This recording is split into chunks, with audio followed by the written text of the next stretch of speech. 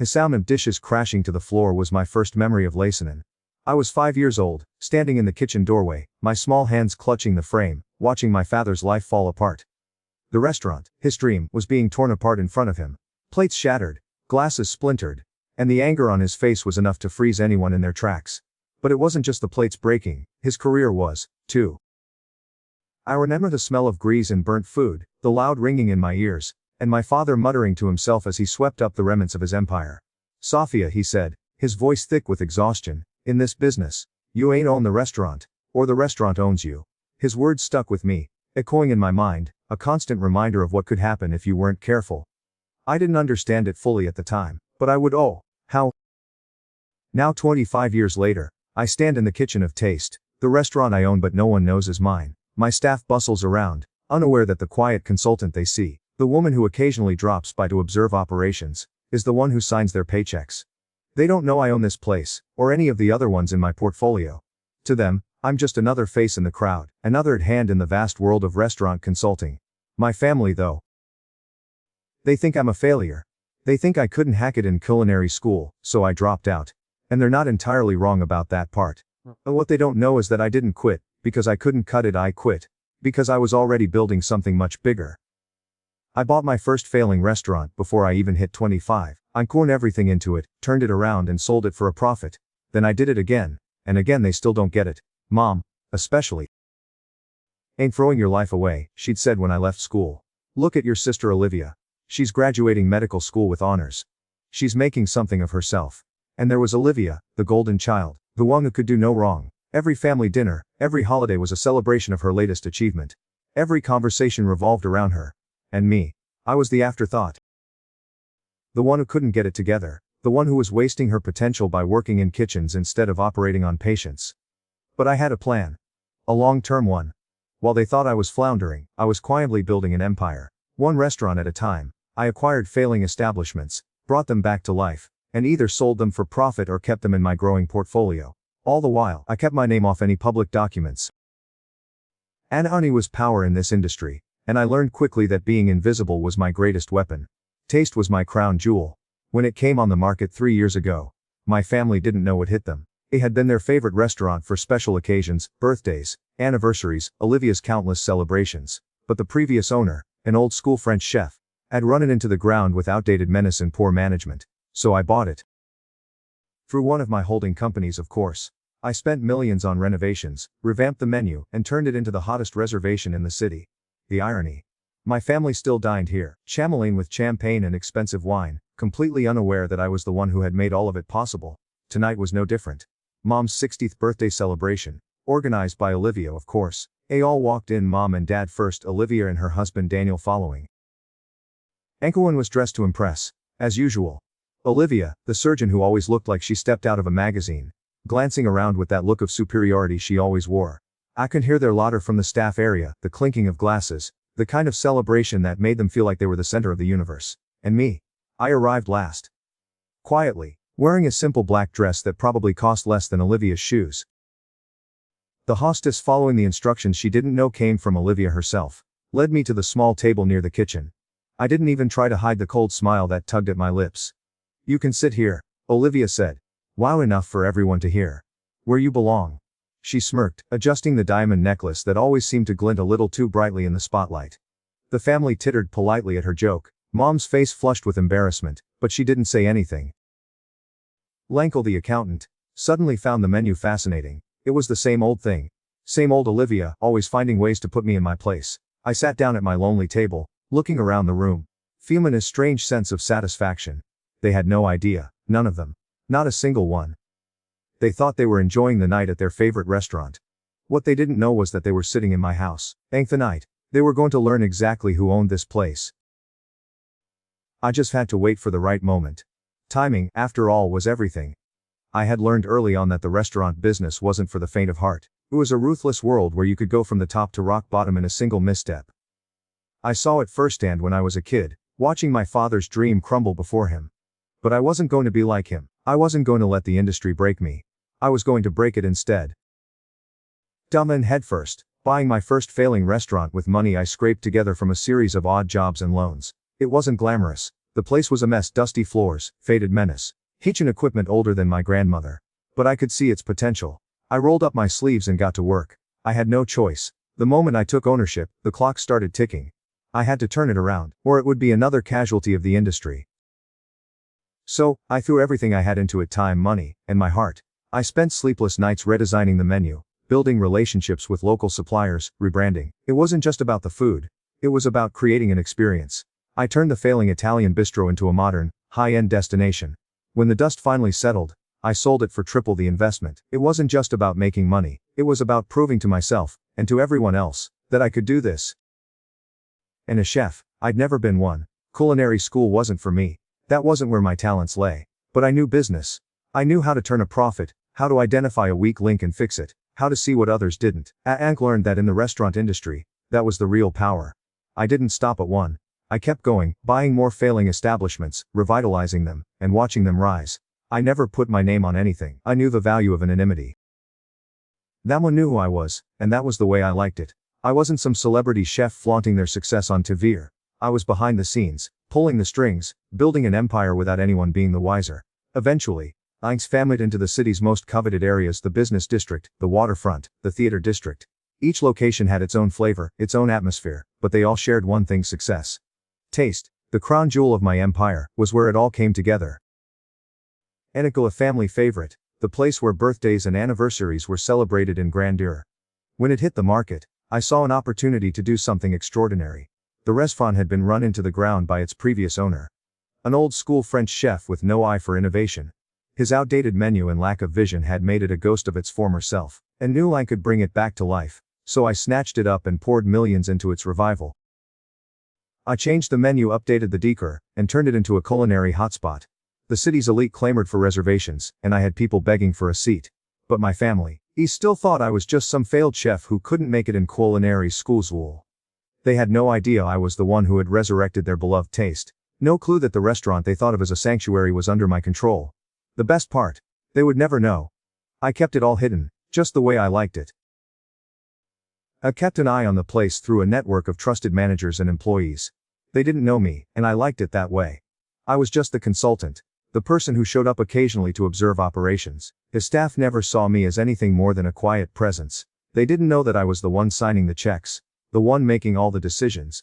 And as far as my family was concerned, I was still the failure. They had no idea that I was secretly orchestrating everything. As I watched the birthday dinner unfold from my hidden perch, I felt a strange sense of satisfaction. There they were, my family, simming in the same restaurant they thought they owned, celebrating as if they had any clue what I had done for them. They had no idea that the food they were eating, the champagne they were sipping, the lavishness of the evening, was all because of me. But I wasn't gonna let them enjoy it for much longer. It was time to show them who really owned taste. Time to remind them that the failure they had dismissed was the one pulling all the strings. Tonight, the joke was on them. They just didn't know it yet. I sat at the staff table, my eyes scanning the room, watching my family in their element, oblivious to the fact that they were in my house. The sound of clinking glasses and polite laughter filled the air, but it felt like white noise to me. I wasn't part of their world. No, I was the other. The one had dropped out of culinary school, the one who had failed before they ever thought to give me a chance. Mom was seated at the head of the table, radiant in a designer dress that probably cost more than my entire outfit. Her eyes were bright, sparkling as she beamed at Olivia, the golden child, the one who could do no wrong. Olivia was seated beside her, of course, with her husband Daniel by her side. And looked like they belonged there, dressed in their perfect, tailored outfits, their faces painted with that smug confidence only people who had never been overlooked could wear. Then there was Dad, an accountant who never stopped calculating, his eyes darting to the stock prices on his phone. He was sitting beside Olivia, nodding at her stories, pretending to listen while his mind was somewhere else. Every family dinner had been the same: Olivia's success, her achievements, her awards. I was always the side note, the footnote in the family narrative. It was a script I'd read so many times, it was beginning to feel like a broken record. And there I was, sitting in the corner, away from the spotlight, at the staff table near the kitchen doors. The table was small and unremarkable, wedged in a corner as though it were a last-minute afterthought. I glanced down at the simple black dress I wore, feeling the weight of it against my skin. And was a nice dress, understated, just like I'd always been. But I could see how Olivia would dismiss it. How she would look down her nose at me for wearing something too plain, when she was adorned in her diamonds and designer gowns. I wasn't like them. I had never been like them. And the thing is, I never wanted to be. I glanced up as the hostess led Mom and Dad in, both of them looking like they were stepping out of a magazine. Olivia and Daniel followed shortly after, their presence filling the room like they always did, like they had a claim to it. The others, the aunts, uncles, and cousins, trickled in, all of them walking with the same confidence. After all, their status was secure. Their place was already carved out in the family, and I had been relegated to the sidelines once again. As the hostess guided me to my table, I could hear Olivia's voice, that sickeningly sweet tone of hers, echoing over the chatter. "You can sit here," she said loudly, just enough for the nearby tables to hear. "Where you belong." Her voice was dripping with a false kindness. The kind of fake sweetness that made everyone around her smile politely, and I could hear the contempt behind it. The smirk that followed it was all too familiar. I didn't flinch, didn't look up at her. Instead, I sat down folding my hands on the table. The plate in front of me was empty, of course just a cold, untouched reminder of where I was. I wasn't here to eat. I was here to watch. And tonight, I was going to watch closely.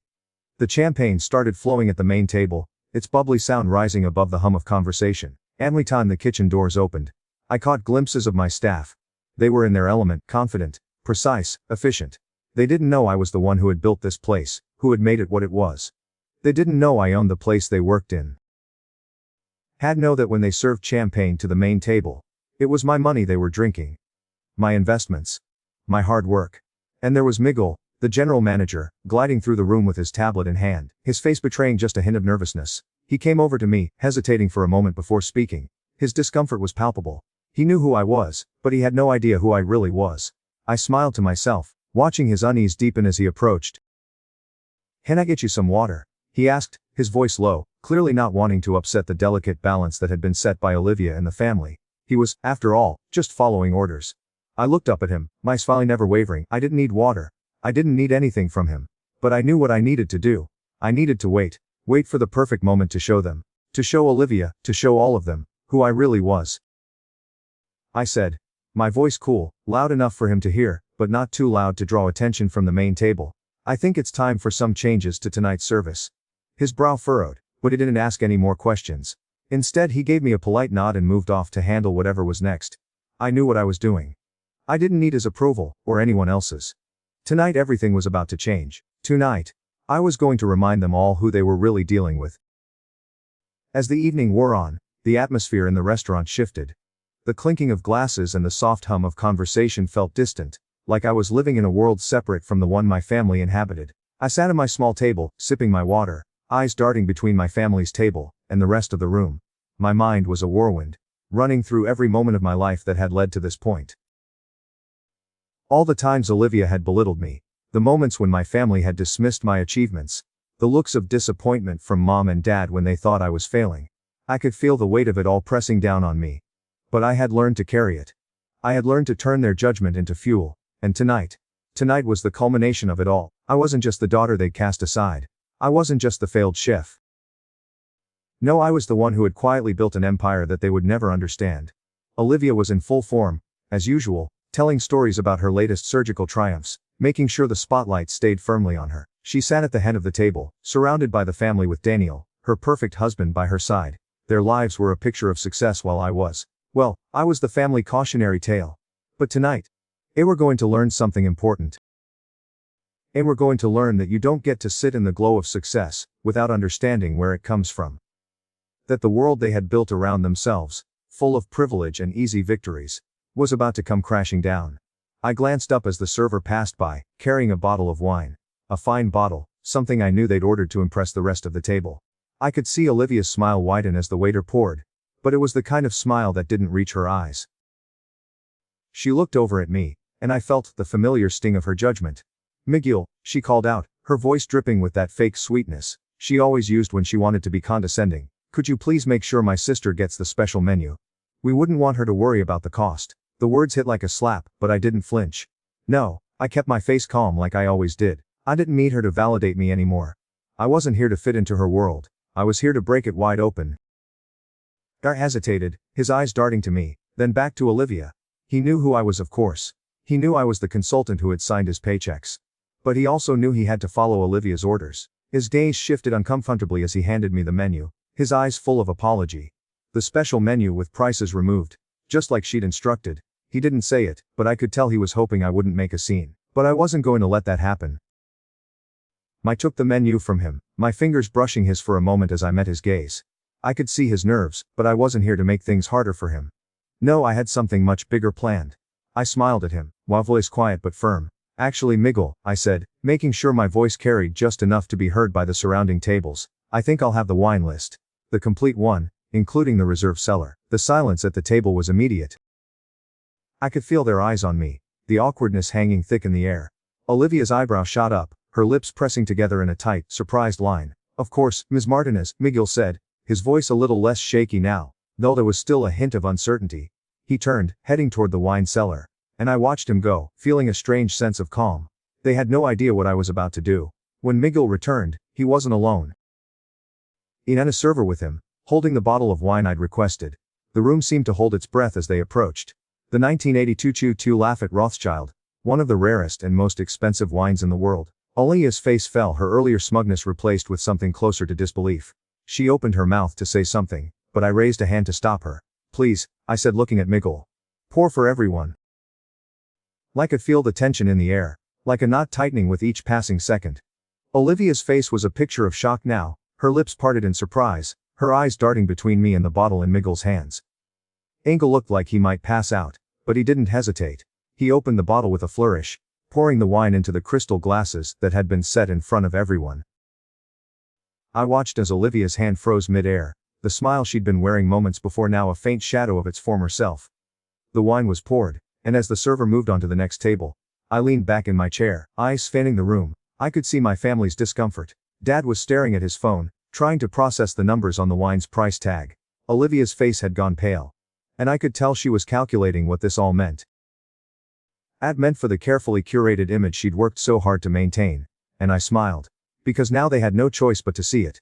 To see me. The failed chef who had turned the restaurant industry on its head without them even knowing. I took a sip of the wine, savoring the taste of success.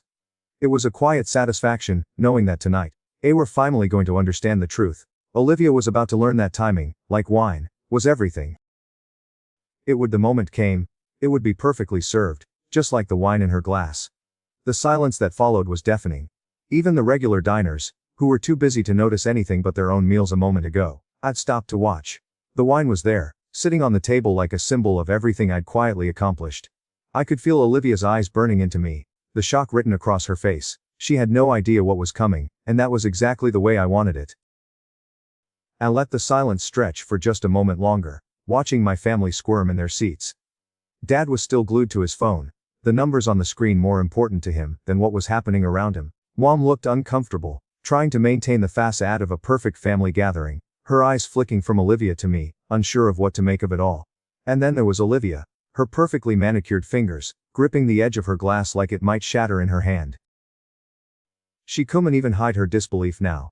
Her mouth opened, then closed. She turned her head to Daniel, her husband, who was trying very hard to act like he hadn't just witnessed the most awkward moment of the night. Olivia started, but the words didn't come out right. Her voice wavered, a thin thread of panic lacing through it. She was trying to play it off, but I could see the crack in her armor. I smiled to myself, savoring the moment.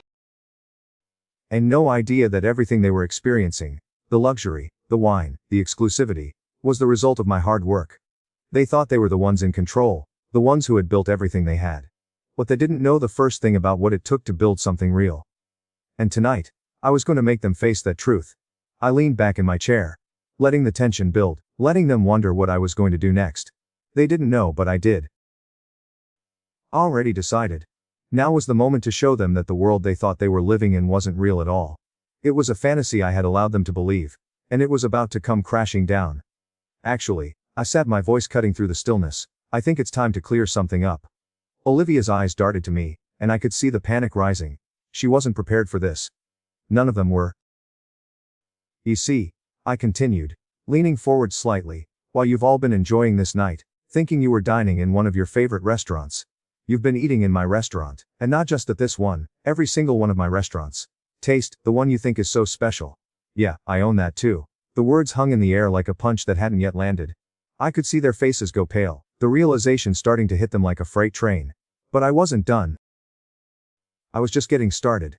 I didn't just buy this place. I turned it around. I made it what it is today. And I've done it with every restaurant I own. I paused, letting the words sink in. You all think I've been the family disappointment. The one who couldn't get it together.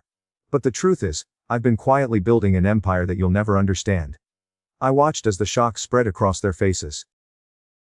Dad finally looked up from his phone, his eyes wide, his mouth opening and closing like he couldn't believe what he was hearing. Olivia, meanwhile, was frozen, her expression caught somewhere between anger and disbelief. What are you talking about? She sputtered, her voice shaking now. She was trying to hold it together, but I could see the cracks forming. You can't own these places. How could you afford it? I smiled, the satisfaction bubbling up inside me. You really have no idea, do you? I leaned forward again, meeting her gaze. I bought my first failing restaurant when I was barely out of my teens. I turned it around and sold it for triple the investment. I did again, and now, I'm the one who owns all of this. I've built it, and you've never once stopped to think about how. Her face was ashen now, her mouth open in disbelief. But I wasn't done with her yet. I still had one more thing to show them. Olivia, I said, my voice cool and collected. In fact, I think it's time you all understood just how much I've accomplished. Miguel, I called out to the manager, who had been standing nearby, watching this all unfold. Please bring my laptop, the one from my office. Miguel's eyes widened. He knew what was coming next, and I could see his discomfort, but he didn't hesitate. A few moments later, I returned with the laptop, placing it on the table in front of me. Logging into the restaurant system with a few swift keystrokes.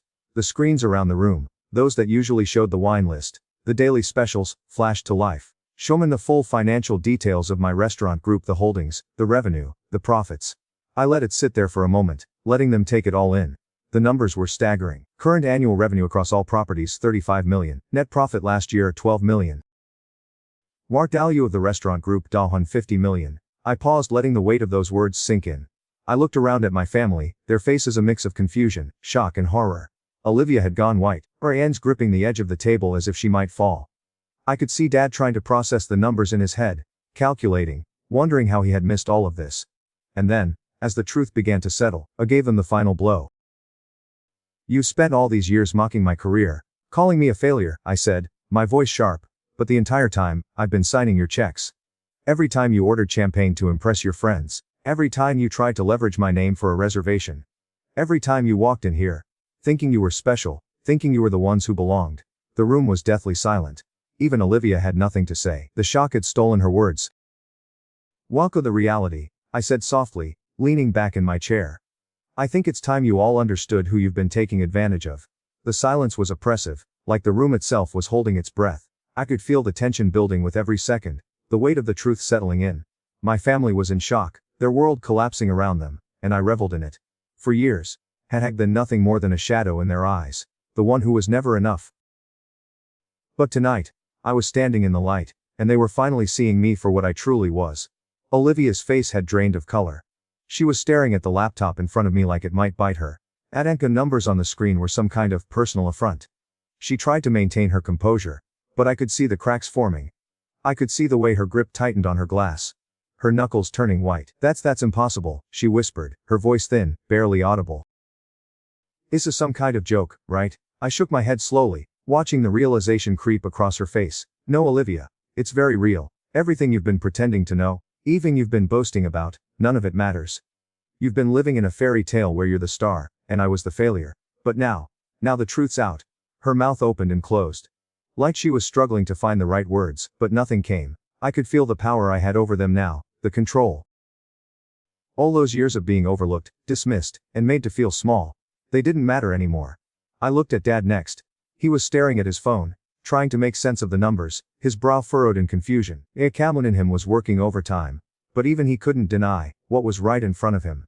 Finally he looked up, his eyes wide, and I saw the hint of disbelief and, beneath that, something that looked like fear. He finally managed, his voice hoarse. You never said anything. How could we have missed this? I laughed softly, almost bitterly. You were too busy congratulating Olivia for being perfect. Too busy celebrating her life to notice what was happening with mine. I turned my attention back to Olivia. She was still staring at the laptop, her face twisted in confusion, anger, and was that a touch of fear? She couldn't handle it. She couldn't process the fact that the one person she'd always belittled, the one person she'd always used as a comparison to show her own greatness, had just outgrown her. I could see her mind racing, trying to justify it, and to grasp at anything to make it all fit. You dropped out of culinary school, she spat, trying to hold on to the one shred of control she thought she had. You couldn't even finish your training. How could you? I cut her off with a wave of my hand. I dropped out because I couldn't hack it, Olivia. I dropped out because I was too busy buying my first restaurant. A failing Italian place in the business district. I bought it for pennies on the dollar, hammered around in 6 months, and sold it for triple the investment. I did it over and over again, and now here we are. Her face was a mixture of disbelief and outrage. She opened her mouth to argue, but I wasn't finished. No, I still had one more thing to show them. I glanced over at Miguel, who had been standing quietly by the side, unsure of what to do with himself. Miguel, I said, my voice carrying through the silence. Please bring me the financial records for all the restaurants. Nell hesitated for a split second, but he didn't ask questions. He knew what was coming. Moments later he returned with several folders, thick with paperwork, and set them down in front of my family. Inside those, I said calmly, you'll find something interesting. Receipts for every meal you've enjoyed in my restaurants, every special favor you've requested, every time you dropped my name to get a reservation, or tried to get a manager fired. Alinia's eyes flicked from the folders to my face, the realization sinking in like a stone in her chest. She opened one of the folders hesitantly, her hand shaking just slightly as she flipped through the papers. The elders followed suit, each of them looking at the financial documents, the evidence of my hard work, the proof that all their assumptions had been wrong. And as they processed it, I let them feel the weight of everything they had ignored. But I wasn't done yet. No, there was still one last piece to put into place. And you'll also find something else, I continued, my voice smooth, but firm. Every tip I added to make up for the ones you never left. Every Christmas bonus I gave to my staff, the ones you treated like garbage. Every repair bill for the things you broke in your entitled tantrums. The room was silent now, save for the sound of pages turning and the occasional gasp of disbelief. The shock was palpable, and I could feel a strange sense of satisfaction rise within me. I waited a beat, letting them sit in it, and then I hit them with the final blow. Well, I've gone ahead and issued lifetime bans for all of you, I said casually, as though I were talking about something as mundane as the weather. Effective immediately. The room seemed to stop moving. No one spoke, no one breathed. The reality of what I had just said was settling in, and I could see the anger flash across Olivia's face, quickly replaced by a growing panic. Wait, she began, her voice high-pitched, frantic. You can't do that, we're family. You can't ban us from your restaurants. I raised an eyebrow, enjoying the look of panic that was beginning to take hold. Family, I said softly. Is that what you call it? Family doesn't sit me at the staff table. Family doesn't mock my career for years. Family doesn't treat people like they're beneath them. You made your choices, Olivia, and now, so have I. Before she could respond, I motioned to Miguel. Please escort my family out, said my voice unwavering. And make sure their bans are implemented across all properties immediately. As Miguel moved to carry out the order, I couldn't help but feel a twisted sense of satisfaction. They had always tried to push me out, but now, I was the one doing the pushing. I was the one in control, and they had no choice but to accept it. I watched as my family, my mother, father, and Olivia stood up, their faces a mixture of shock, anger, and confusion. They tried to protest, tried to cling to the little bit of dignity they had left. But there was nothing they could do.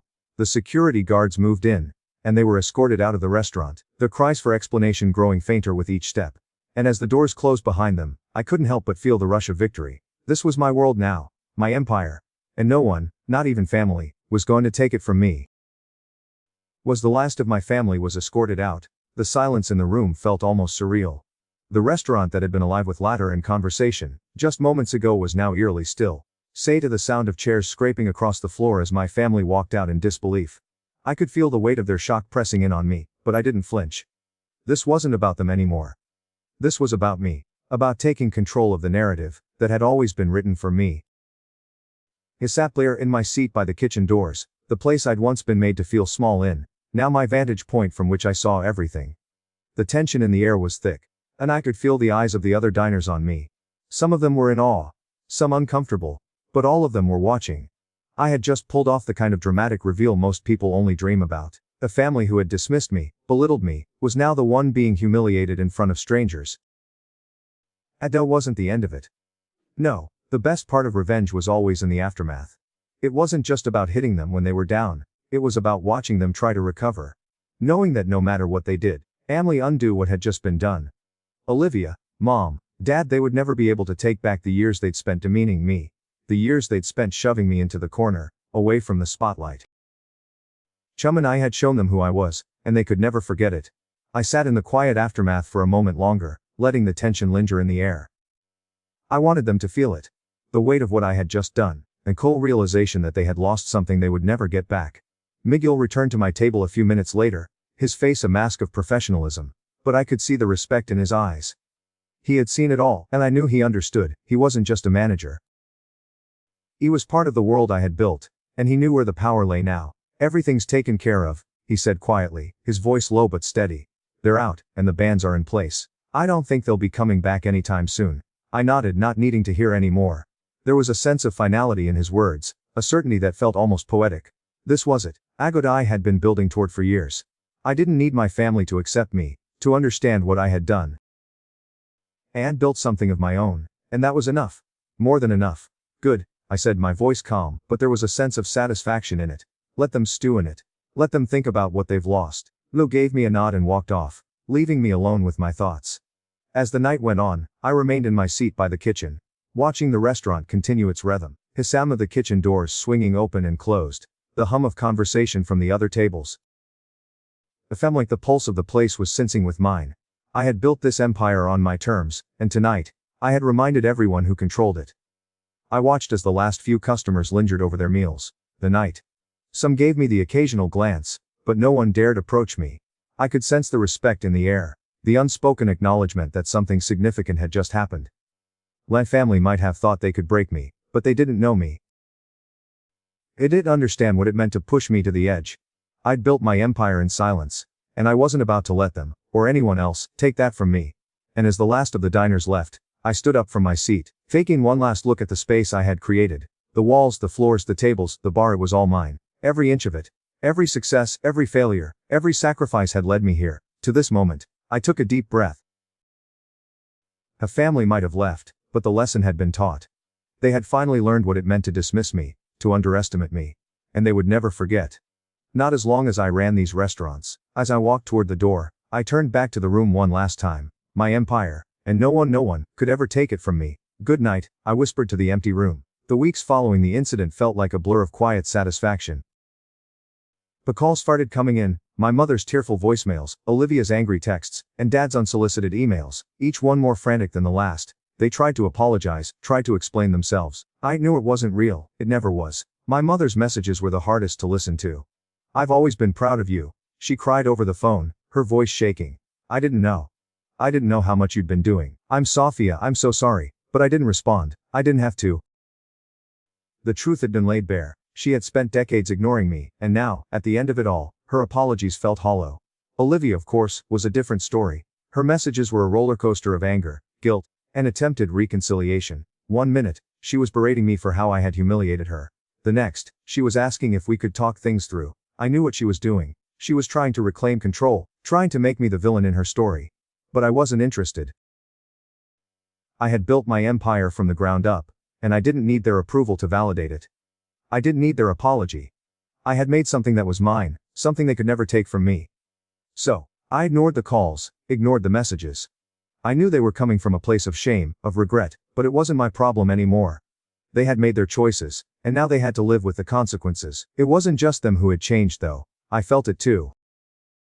Something inside me had shifted, like a weight had been lifted from my shoulders. I wasn't the person I had been when I walked into that restaurant that night.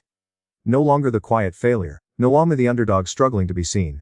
I was the one in control now, and it felt damn good. A month later, I opened my newest restaurant, Second Chances, and was a place for people who needed a fresh start, just like I had all those years ago. I had people who had been given no opportunities, people who had fallen through the cracks. Former addicts, ex-cons, survivors of abuse. I trained them in the culinary arts, gave them the chance I had fought for. On opening night, I stood in the kitchen, watching my new team prepare for service. I could feel the buzz in the air, the excitement of starting something new. Something real. This wasn't just another restaurant. It was a reflection of everything I had learned. It was a second chance for me too. A chance to prove that success wasn't just about money or power. It was about giving back. Miguel appeared at my side, a rare smile on his face.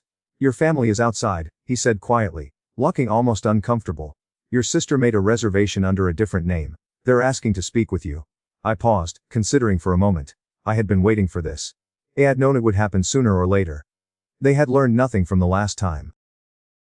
His still thought they could walk into my world, as if nothing had changed. I thought about the lonely girl I used to be, sitting at the staff table, begging for a place at the table. I thought about all the years I had spent trying to prove my worth to people who never even saw me. But now I had my place, and no one, not even family, was going to take it from me. I turned to Miguel, my expression cold but calm. Tell them the owner is busy cooking, I said. A mime about their lifetime ban. Miguel nodded, the smile creeping back onto his face. He had seen it all, and he understood. I turned back to my new staff, those who had earned their second chance.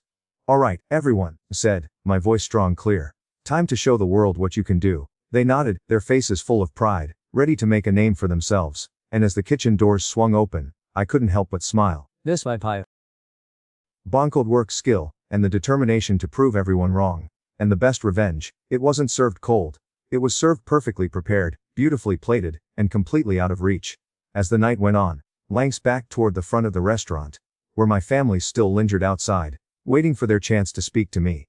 They were nothing but an afterthought now. Their presence no longer held any weight in my world.